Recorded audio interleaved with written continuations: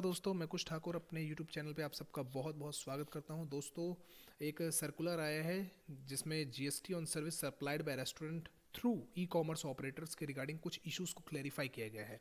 तो दोस्तों, आज मैं उन इश्यूज़ को आपके सामने उठाऊंगा भी और उन साथ में बताऊंगा कि क्या क्लैरिफिकेशंस दी गई हैं और बहुत बेहतरीन तरीके से इसे समझाया गया है, जो कि 1 जनवरी 2022 से लागू हो जाएगी। तो दोस्तों, ये बहुत ही ज़्यादा रिलायबल भी है क्योंकि सर्कुलर जो है वो मिनिस्ट्री की साइट से ही ली गई है, और साथ में ये बहुत ज़रूरी भी है इलेक्ट्रॉनिक कॉमर्स ऑपरेटर और साथ में जो बिजनेस एंटिटीज़ उनके थ्रू रेस्टोरेंट सर्विसेज प्रोवाइड करती हैं उनके लिए भी। ठीक है, तो दोस्तों, पहला इशू ये है कि क्या इलेक्ट्रॉनिक कॉमर्स ऑपरेटर जो आप देख सकते हैं, क्या वो कलेक्ट करेंगे TCS as per section 52 of the CGST act?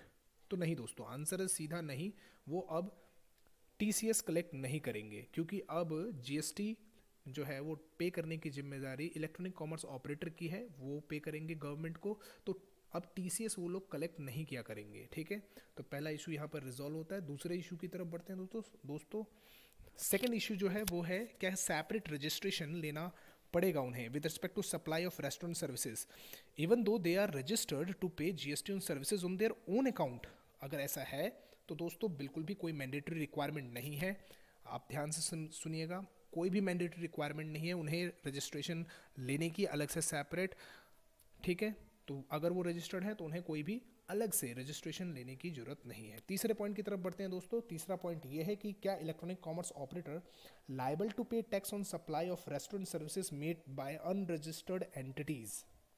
तो दोस्तों बिल्कुल, अब उन्हें जो भी रेस्टोरेंट सर्विसेज प्रोवाइड कर जाती है through them by business entities जो कि अनरजिस्टर्ड भी है, उस पर भी जीएसटी लाइबिलिटी जो भी बनती है वो पे करनी पड़ेगी गवर्नमेंट को। तो ये बहुत ही क्लियरली स्पेसिफाई कर दिया गया है। तो एक तरह से अनरजिस्टर्ड वाले जो है, जो सप्लाई करते हैं restaurant services through Swiggy, Zomato या अदर ऐप्स के थ्रू, वो लोग भी एक तरह से जीएसटी नेट में कवर्ड है यहाँ पे। ठीक है, उन पर जो भी लाइबिलिटी बनती है वो इलेक्ट्रॉनिक कॉमर्स ऑपरेटर पे करेगी गवर्नमेंट को। इसके बाद दोस्तों नेक्स्ट पॉइंट की तरफ बढ़ते हैं। तो दोस्तों नेक्स्ट पॉइंट है कि एग्रीगेट टर्नओवर जो है वो पर्सन का, वो कैसे कैलकुलेट किया जाएगा एक बिजनेस एंटिटी का जो कि अगर सप्लाई कर रही है अपनी services through electronic commerce operator, यानी रेस्टोरेंट सर्विसेज प्रोवाइड कर रही है वो, और through electronic commerce operator provide कर रही है, तो क्या वो रेस्टोरेंट सर्विसेज उनके एग्रीगेट टर्नओवर में शामिल किया जाएगा? तो आंसर है हाँ। थ्रेशोल्ड पर्पस के लिए और इवन डिफरेंट पर्पसेस के लिए भी वो एग्रीगेट टर्नओवर का पार्ट बनेंगी। तो फोर्थ पॉइंट ये हमें क्लेरिफाई कर देता है दोस्तों। नेक्स्ट पॉइंट की तरफ बढ़ते हैं। अगला पॉइंट है दोस्तों कि can the supplies of restaurant services made through electronic commerce operator be recorded as inward supply of electronic commerce operators liable to reverse charge in GSTR 3B? तो ये दोस्तों एक अच्छा पॉइंट है कि क्या यहाँ पर रिवर्स चार्ज की बात आती है। तो अगर आप ध्यान से सोचें दोस्तों, तो इलेक्ट्रॉनिक कॉमर्स ऑपरेटर एक इंटरमीडियरी है, it's not a recipient of services. ये इंटरमीडियरी है जिसके ऊपर एक लाइबिलिटी दी है गवर्नमेंट ने सेक्शन 95 में स्पेसिफाई करके रेस्टोरेंट सर्विसेज को जो उनके थ्रू सप्लाई करी जाती है ई कॉम की। तो वहाँ पर सिंपल एक लाइबिलिटी दी है जीएसटी पे करने की। तो यहाँ पर कोई भी रिवर्स चार्ज की बात नहीं होती क्योंकि रिसिपिएंट तो वो है ही नहीं। ठीक है, तो कोई रिवर्स चार्ज नहीं लगेगा। नेक्स्ट पॉइंट की तरफ चलते हैं दोस्तों।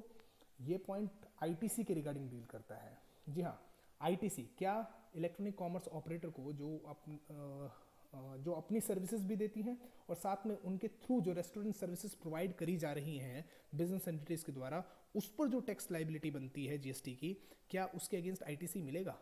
आंसर इज नो, नहीं मिलेगा दोस्तों। जो वो खुद प्रोवाइड कर रही हैं अपने प्लेटफॉर्म के द्वारा, खुद के गुड्स सेल और परचेज करते हैं, उस पर तो मिल जाएगा आईटीसी। लेकिन उनके थ्रू अगर कोई दूसरी एंटिटी अपना restaurant supply restaurant services provide कर रही है, तो वो उस पर जो जीएसटी लाइबिलिटी बनेगी वो उन्हें कैश में ही पे करनी पड़ेगी एट द रेट 5%। ठीक है, वहाँ पर कोई भी आईटीसी का क्लेम उनको नहीं मिलेगा। ठीक है, तो दोस्तों ये कुछ पॉइंट्स थे जो कि मैंने क्लियर कर दिए हैं आपको कि जो क्लैरिफिकेशंस आई थी वो किस तरीके से अप्लाई होंगी 1 जनवरी 2022 से। कुछ और पॉइंट्स भी हैं जिनको हम अगले वीडियो में उठाएंगे। ठीक है, तब तक के लिए नमस्कार दोस्तों, जय हिंद।